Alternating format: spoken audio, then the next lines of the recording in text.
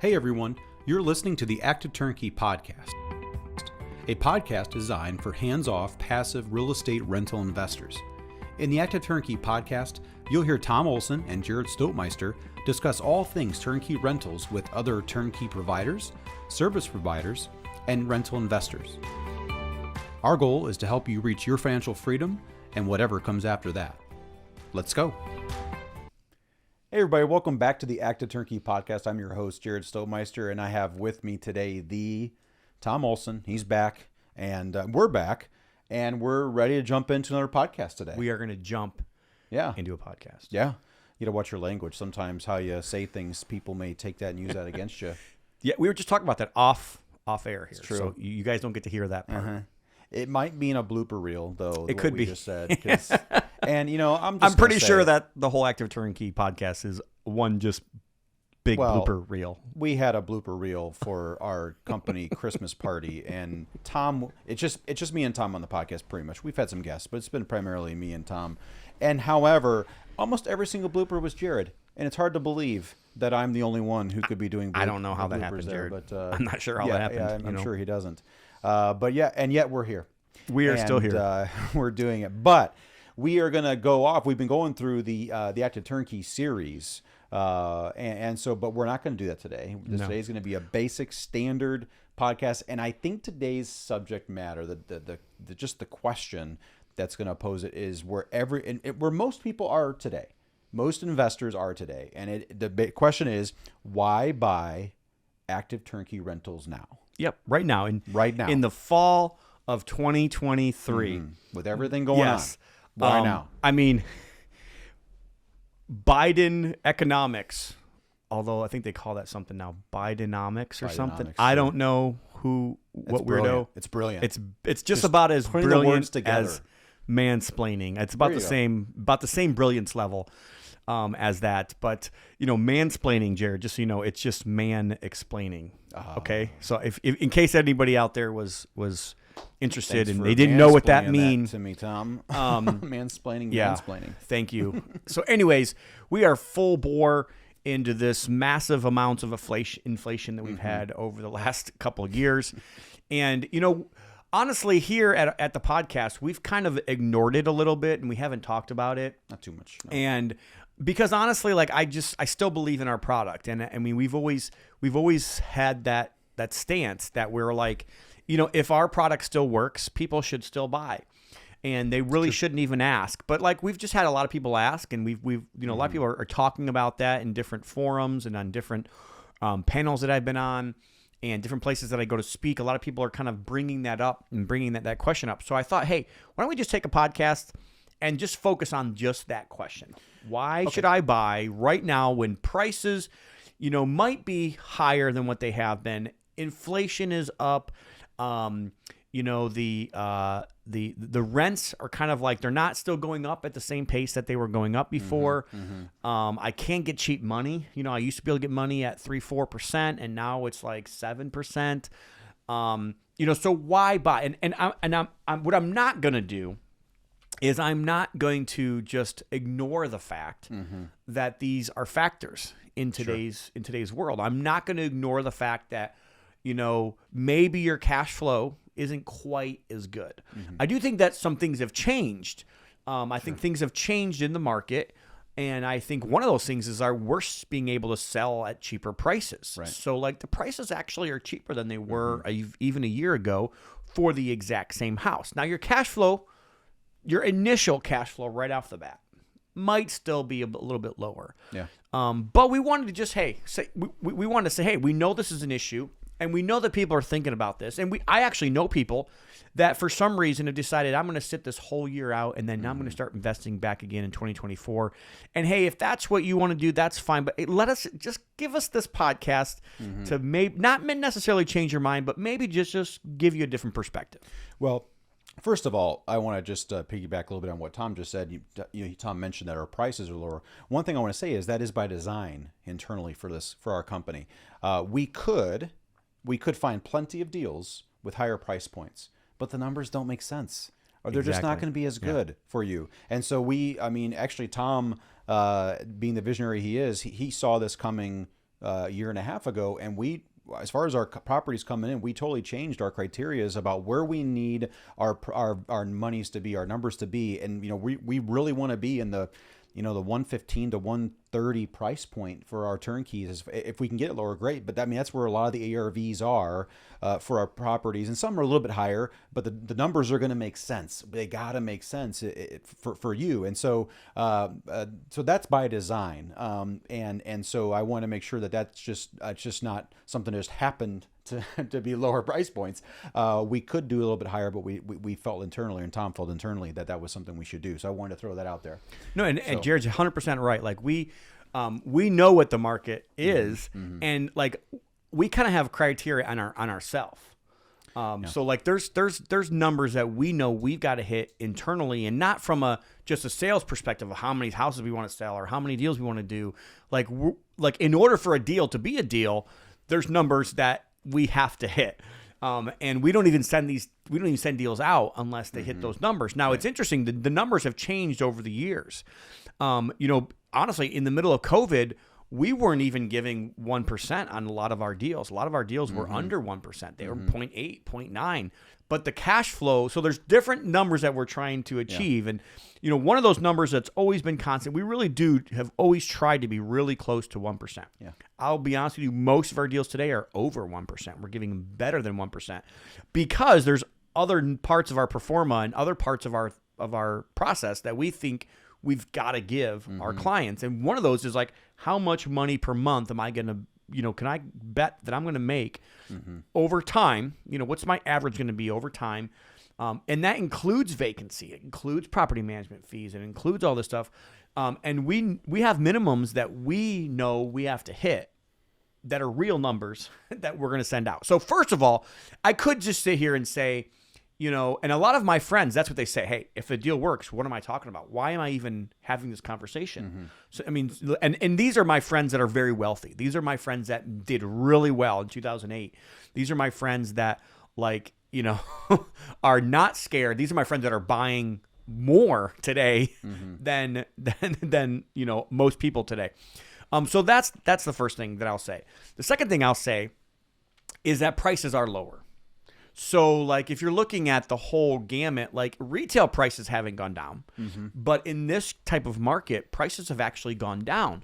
So the wealth that you could be building is probably better. Your chances of building wealth are probably better today than they were in 2020, in 2021, because I believe those prices kind of peaked, for us at least. They kind of peaked, and they're kind of already kind of softening now, and the prices that we're giving people for these active turnkeys or turnkeys are actually better. So if you look at it in the long term, what you're looking at is like if I would have bought a house for 140 with a 3.9 interest rate, maybe my cash flow was 30, 40, 50 bucks more than it is today now. But the wealth that you're building is going to be much greater. And in fact, those people that bought in 2020 might even see a little bit of a dip. Like maybe those houses that they bought for 140. And honestly, we couldn't keep anything in 2021. Sure. When we sold, we had more people upset with us during that period of time when prices were higher, that they couldn't buy our house because they wanted to buy the house and somebody already came to the table first. And when we say we're going to sell a house to somebody, we sell it to them. We don't play this game about, we highest and best. We don't play the games like a lot of people do. We don't play those games. So those people honestly might have to their wealth, the equity might actually take a dip. But I honestly firmly don't believe that we're heading for a crash. And maybe you're one of those people. Maybe you're one of those people that think that we are really going to crash and all of real estate's going to crash. I don't believe that today. And if you're one of those people that believe it, then maybe this isn't the time for you. I just firmly don't believe that. There's too many numbers that tell us that nobody has built in the last 15 years properties under $200,000.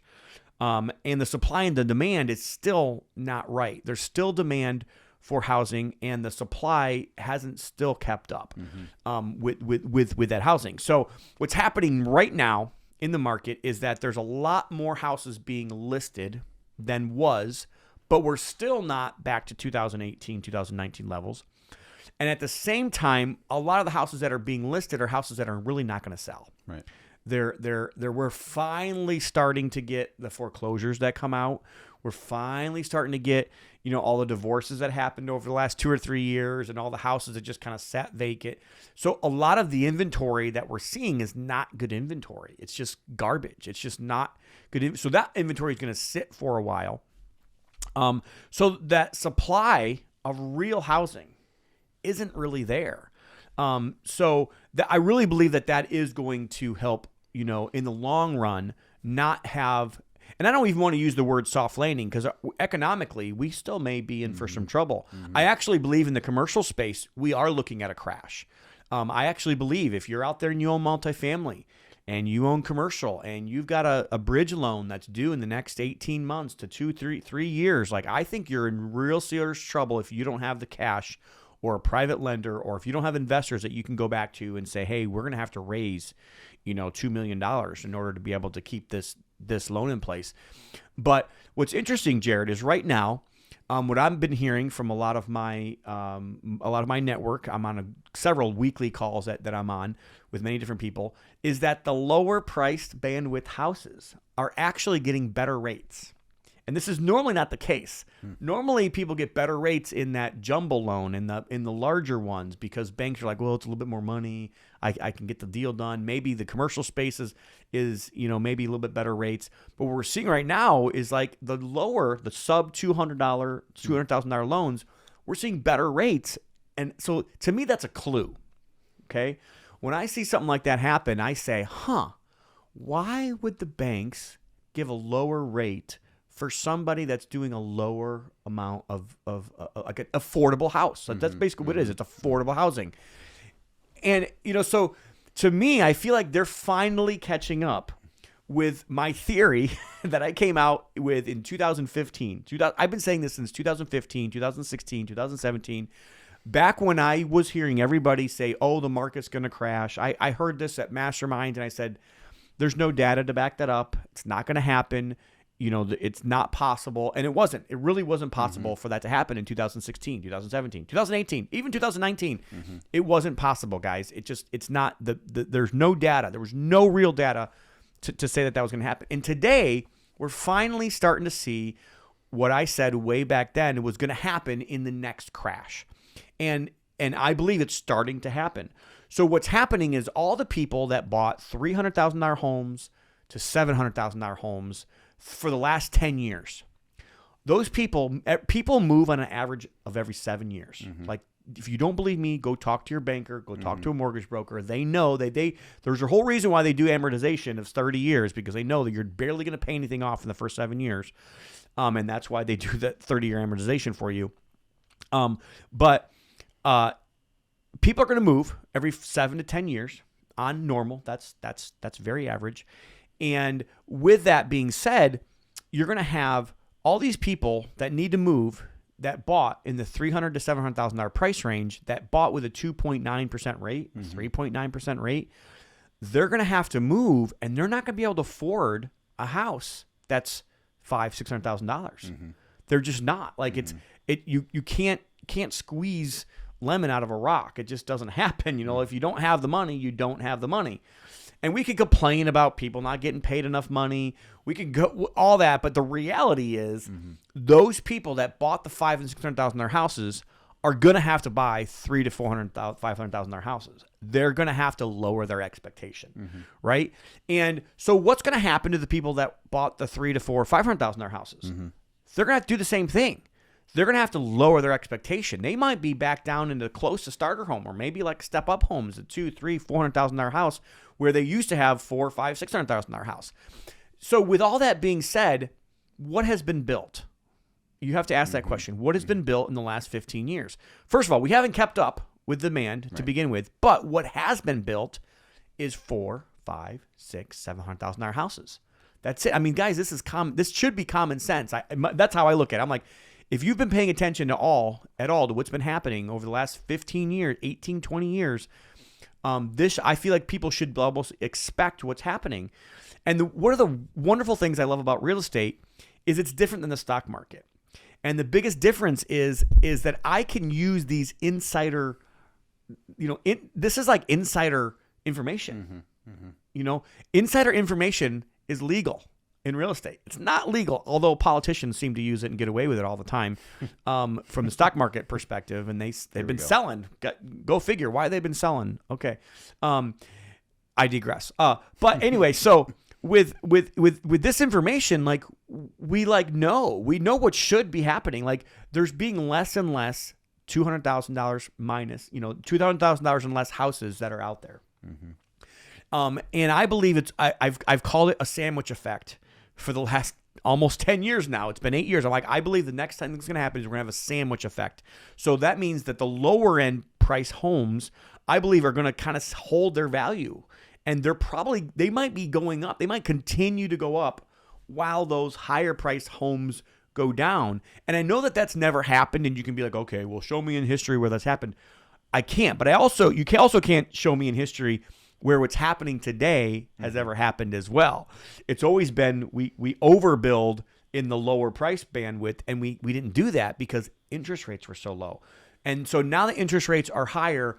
I think it's going to be 5, 6, 7, 8 years before we dig out of this mess that we've kind of created for ourselves, unless interest rates drop. And if interest rates drop, we all know what's going to happen at that point. Like, I believe that race to $200,000 that I said was going to happen, and you can basically see that it's happened, is even going to be a faster race. So this is why I still believe that today is a good time to buy. Is it a good time to buy for a short-term investor that's only going to buy a house and sell a house in the next 1 or 2 years? No. But if you're in this game to win, it's never, rentals have never, ever, ever been about the right time to buy. They never have been. It's been about you buy and then you wait. It's not about, waiting for the right time. It's about buying and waiting. And waiting. and that's the game that we're playing. And that's really what this is. I believe in cash flow. Don't get me wrong. I don't want anybody to kind of think I'm poo-pooing cash flow. But I promise you make way more money at an exit time. You make way more money, like our investors that did the program, that bought from us in 2015, that bought from us in 2013. And yeah, we've been around. We've been doing this for quite a while, guys. Almost 10 years we've been doing this. And so the people that bought from us in 2013 and 14 and 15, and that did what we told them to do. When a house went vacant, they did the repairs that we told them to do. When they upgraded their housing to the next level of this is what people want now. And then when it came time for it to sell, 2020, I wrote an investor letter out and I said, hey, you might be thinking about taking some chips off the table right now. Maybe 2020 was early, okay? In hindsight, we could have said 2020 was early. I'd much rather be early than late to the game. And now we've got people that are kind of coming back into this thing, maybe I need to sell. And I'm like, guys, this isn't the time to sell. And it always happens. Inevitably, people get in trouble. They get in over their heads. They don't do the program. And then they're kind of forced to sell. And when you're forced to sell, you're never selling at the right time. So it's not really about when is the right time to buy as much as when is the right time to sell. Selling is where you make all your money. And don't ever listen to the gurus out there that say you make your money when you buy. You don't make any money when you buy. Just so you know, you're just buying another trinket. You're buying another deal. I hate that statement because talk to the IRS, talk to your accountant. You ask them, do I make any money when I buy? No. You make all your money when you sell. So understanding when you really make your money, understanding that if your goal is to get to, $20,000 a month in passive income, like any momentum that you've started, don't stop that momentum because it's going to take a whole lot more to keep that momentum going. This is still a time to buy. Now, do the numbers need to work? Yeah. Absolutely. The numbers need to work. But this is a time to buy, and you should be a little bit more cautious. Hey, I'm okay with that. But I think you'd be foolish, and I'll be honest with you, I'm still buying right now. I'm thinking to myself, maybe I want to. I'm picking up stuff. I'll tell you, the best people out there that want to buy right now are cash buyers. Like if you're a cash buyer, financing doesn't matter. Interest rates don't really matter. True. So if you're a cash buyer out there right now, Like I don't think we've had a better time to buy since 2012. Really, like I think right now in the next 18 months is going to probably be the best time to buy. And understand, real tranches or real economic downturns only last 11 to 18 months. So if you haven't been buying for the last 11, 10 months, like, oh, wow. Like, and then now you're going to maybe go for another, 6 months, 9 months, 10 months. Like, don't wait until things are already kind of back up and going. And, if you want to look in the crystal ball and say, what do people in my network tell you? I can't tell you what I think is really going to happen. I mean, I can just tell you what I believe my investors are doing. And I'm actually operating on this exact same thing. It's possible the Fed may raise one more time. Most of my people that I know that are a lot smarter than me tell me they don't think they're going to raise much more than one more time. And then they really do believe, guess what? 2024 is an election year. And 2024, more than likely, we are seeing at least some type of interest rate slowdown, drop, softening. And, you can take that politically, however you want to take that. That's up to you. But I'll just be honest with you, that it makes a lot of sense to me. Sure. And I firmly believe we're working like that's going to happen. I actually believe the spring of 2024 is going to be a hot season. I really do. For even retail, I believe it's going to be a hot season in the spring of 2024 because we've kind of had the last 2 years of Bidenomics, and we've had this like crap economy. We've had a lot of people that have just thought, okay, now's not the time to buy. I don't want to be an investor. I'm going to sit in the sidelines. And I kind of feel like people are just being lazy. And at the same time that they're being lazy, their money is now losing value. So it's almost like a double whammy. You're not even giving yourself a shot to actually be able to make that back. So all of these reasons, I know I kind of went around in circles a little bit, but for all these reasons, this is why I still believe that today is still a good time to buy, because you're not buying right now to sell in 1 to 2 years. You're buying right now, in my opinion, you should be looking at a 5 to 7 year horizon. So what does that look like? Like, if you believe like I believe, like prices are still going to be 30 to 40% higher than they are today in 5 to 7 years, then why wouldn't we buy today? And even if the cash flow, maybe I only make cash flow $150, $200 a month, which our deals are better than that, just so you guys know. But even if I only cash flow at $150, $200 a month, it's time in the market. It's not market timing, it's time in the market. And if you don't give yourself the opportunity, if you don't throw your hat in the ring, you won't have that time. And the old timers know this. The old timers know, it's funny because the people that are, I saw people that got out of the market 5 years ago and now they're getting back into the market. And those people are the people that have been in real estate for 20, 30, 40 years. Okay. So just let that be, let me plant those seeds. Let that be something that you think about, that you kind of put in your hat and you kind of like chew on. And maybe it doesn't make sense today. Maybe you're like, okay, you're just telling me this because you want to sell something. If you want to think that, that's fine. I haven't been that way. If you go back and look at all the podcasts we've done, the Good Success podcast, the Active Turnkey podcast, we've never been that way. We've never told you to buy something just because it's something that we have to sell. There's a lot of people that do that. I understand that. We haven't been that way. I'm only trying to tell you what I would do is if I were in your shoes, if I was a high wage earner, I promise you the real good turnkey providers around the country are providing way more value in the long run than most financial planners out there. I know that there's some bad turnkey providers. I know everybody's not perfect. I know that there's always going to be issues. There's going to be issues even if you buy from us. There's going to be issues come up. It's real estate. It's people. You're in the real estate business. You're in the people business. You're also in the government business because the government sometimes dictates what you can and cannot do. But for all these reasons that we've talked about today, I still think that 2023, the fall of 2023, is still a good time to buy houses under $200,000 that are cash flowing. And I to me, I don't know when is the bad time. Really, like if I could give you $100 a month for anything, if anything you knew you were going to make $100 a month on an extra, how many would you want?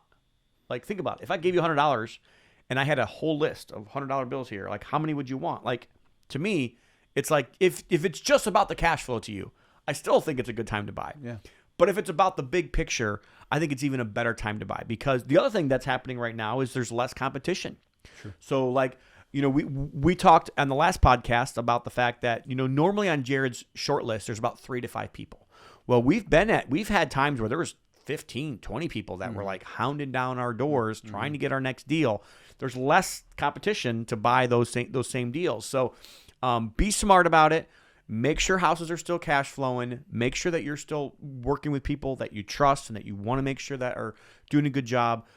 Make sure we all got to get better every single day. Myself included, in our whole business, always need to be getting better, and that's what we strive to do. We don't ever promise perfection.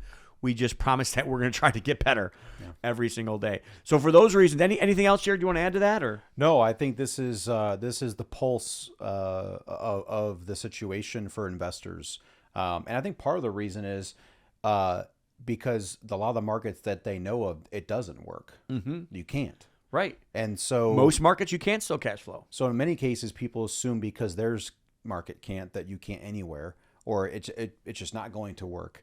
Now, some people may not dismiss it that much, but I'm just thinking that could have something. I mean, you mentioned groups, and it was talked about in here. I think some people just really they're not aware of areas as much as they should and should be, or because it's not in their backyard, they're really nervous about stepping out and doing it. But that is what we do. So understanding these deals makes sense. And we talked about in our last podcast that we've actually brought down the price point of our houses. So go figure that you're talking about the options and how there's still opportunity to buy, and yet we're still bringing our deals as far as the purchase price to our investors down, where it makes more sense even still for the investor there. And you said you're buying, I'm buying, I'm partnering. Some of you guys listen to podcasts. I partnered with my dad. I'm partnered with my son. We closed on a house last week.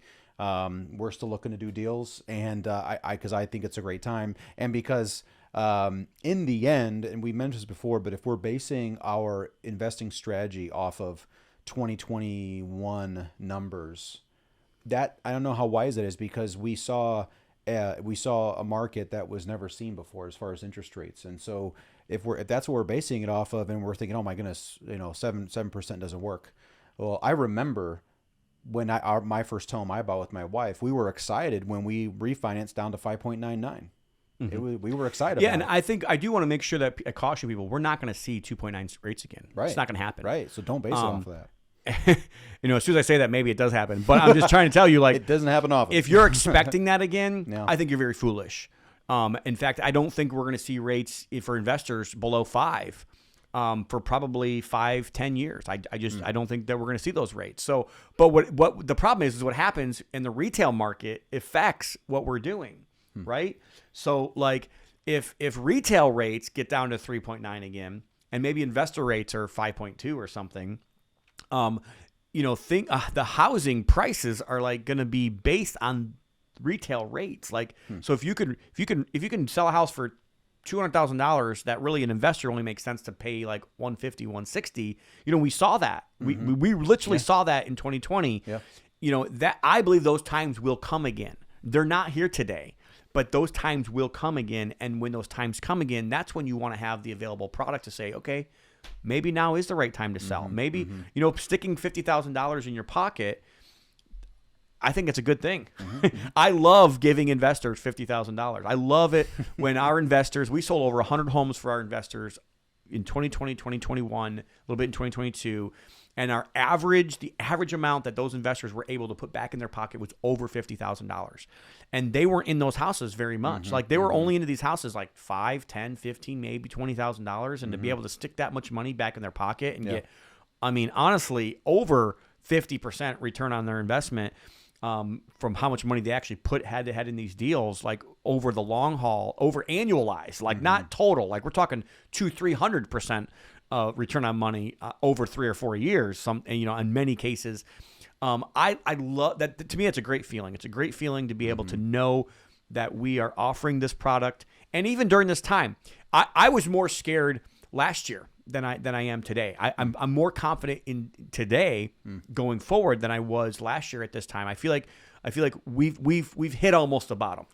And I can't say we're at bottom, but I feel like in many aspects, for what we're doing, things can't go much lower than where they are now. And like, we know what we're picking up houses for now and what we could pick up houses for a year and a half ago. So that's why we believe we are still an opportunity. You may not have opportunities in other parts of the country, but we still have an opportunity right here in an area that we believe is growing, and we believe that is positive migration. It's not Florida.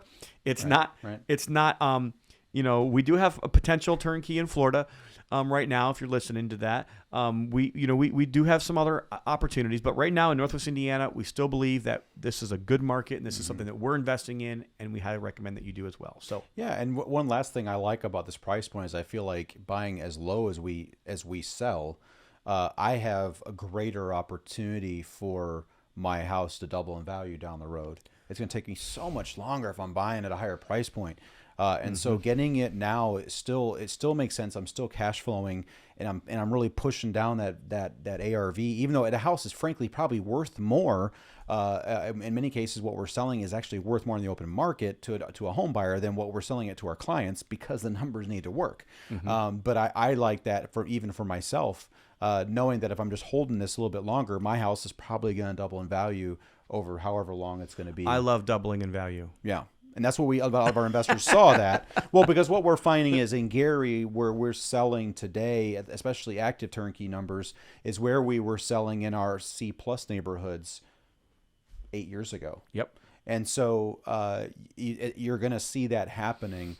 And the house, in fact, I would even tell you that in many of the places, some of the houses that we're selling, they're better houses than some of the stuff we were selling before. And some of that's just been us getting better at what we do and Yeah. trying to pick nicer homes, and that's part of that's on us as well. Yeah. But hopefully this has brought you value. Remember, we do build rental portfolios for investors.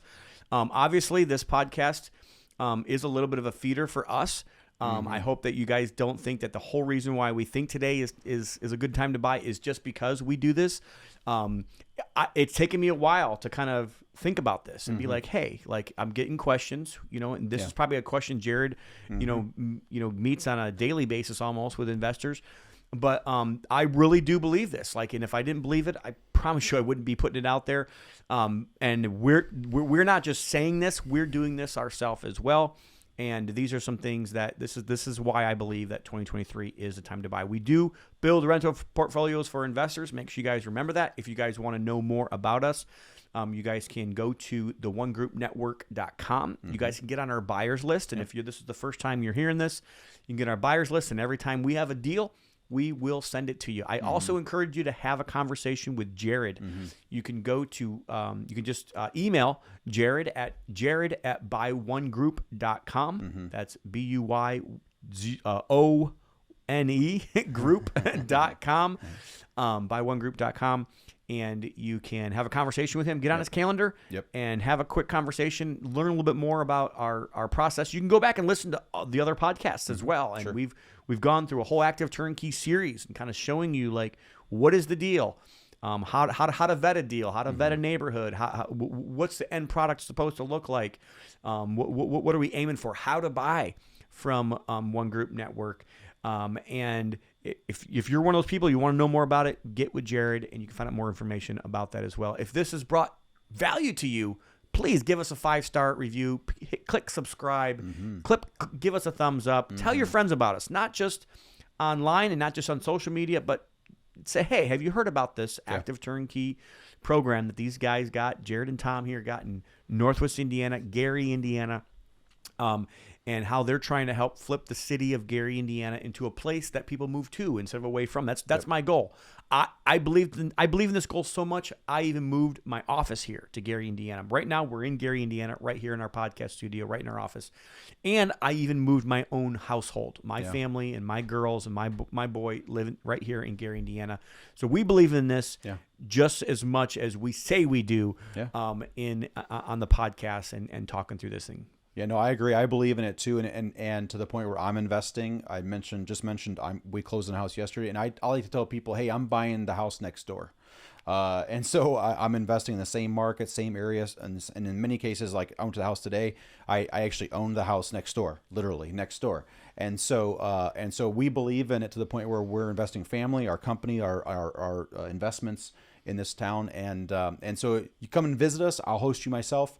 Show you around the areas and show that there are some parts of Gary that are not the best. We don't buy They're not those good areas. at all, but we don't invest there. So you can see what that looks like and understand what that means. So again, hope this brought you value, and Active Turnkey. The best way to buy rentals. God bless. We'll see you in the next one.